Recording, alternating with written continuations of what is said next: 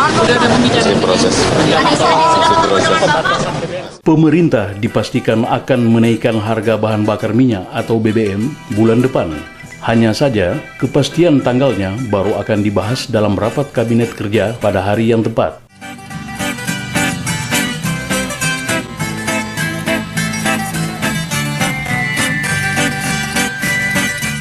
Adapun kenaikan tersebut akan menjadikan harga bensin yang semula Rp6.500 per liter disebut-sebut bakal naik sekitar 50%.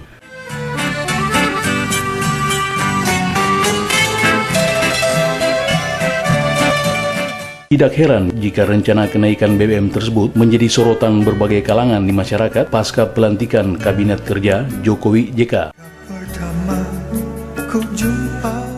Apalagi lepas dari berbagai dalil ekonomi yang menyertai kebijakan dari kenaikan BBM tersebut, terpilihnya Gubernur DKI Jakarta Joko Widodo sebagai presiden tidak lepas dari figurnya yang sangat merakyat. Apalagi PDIP sebagai partai pengusung selama ini dikenal sangat vokal dalam menentang kenaikan harga BBM. Toh ketika Jokowi sudah terpilih sebagai RI1, kebijakan yang sangat tidak populer itu, yakni menaikkan harga BBM, dipastikan akan segera diambilnya. Ya, kita mempersiapkan, tetapi nggak mungkin saya sampaikan sekarang. Pasti akan meningkatkan inflasi, harga-harga naik.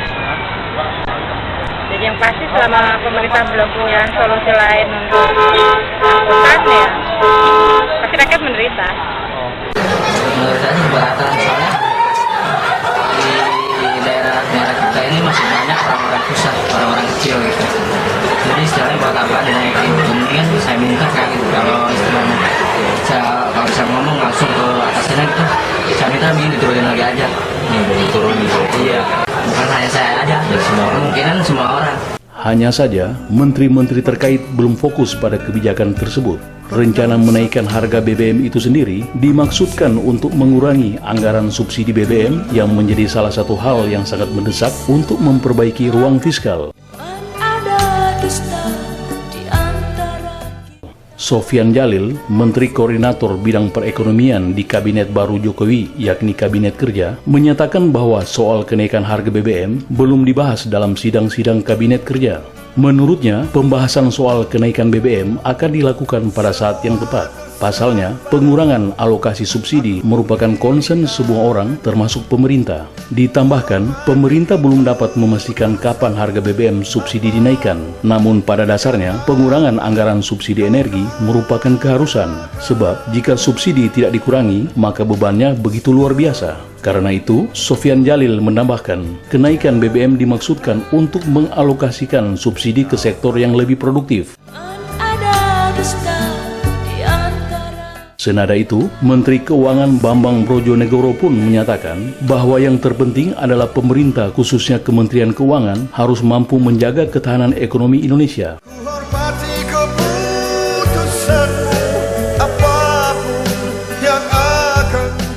Pasalnya, Indonesia akan menghadapi normalisasi kebijakan moneter di Amerika Serikat tahun depan.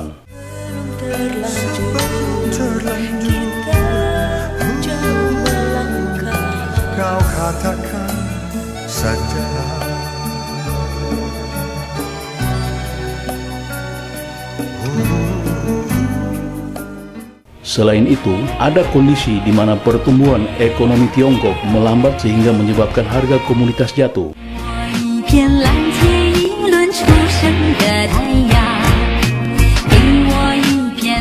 Dengan demikian, maka Indonesia perlu memperkuat ketahanan ekonomi termasuk ketahanan fiskal dan sektor keuangan.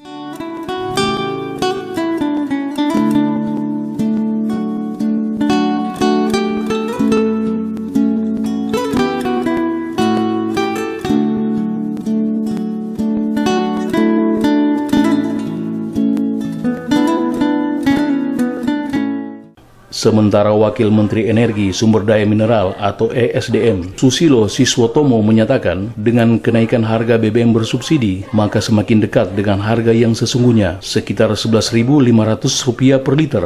Dengan demikian, para penyelundup BBM merasa malas karena kecilnya keuntungan. Jika dinaikkan harganya, otomatis penyelundupan berkurang, sebab perbedaan harganya hanya Rp2.000. Jadi, risikonya tidak sebanding dengan keuntungan sehingga penyelundup akan berpikir 2-3 kali.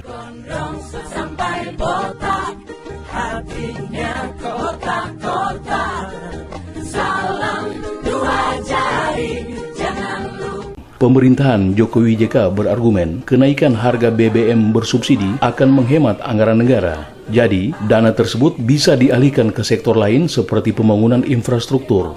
Jika dikalkulasi, kenaikan harga BBM Rp3.000 per liter bisa menghemat Rp150 triliun. Hanya saja, Susilo Siswotomo enggan berkomentar tentang dampak kenaikan harga BBM. Misalnya, naiknya harga-harga barang dan jasa. Toh rencana kenaikan BBM itu terlanjur mengundang reaksi masyarakat, di mana sebagian besar masyarakat menyatakan keberatan.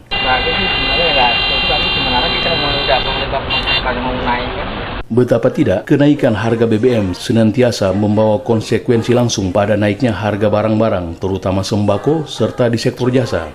Dengan demikian, dampaknya akan langsung terasa di masyarakat, terutama masyarakat kecil. Semisal, naiknya tarif kendaraan umum, walaupun kenaikan BBM itu sendiri dimaksudkan oleh pemerintah adalah untuk memperkuat ketahanan ekonomi, termasuk ketahanan fiskal dan sektor keuangan.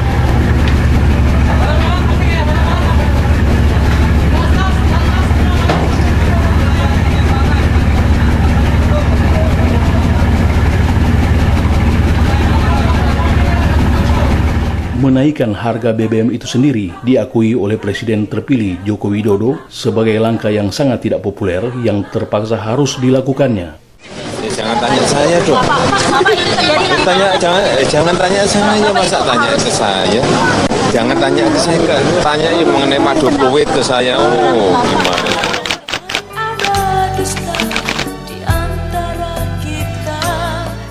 Kita belum tahu. Pak Presiden aja deh. Kita belum ada sampai kebijakan ke daerah.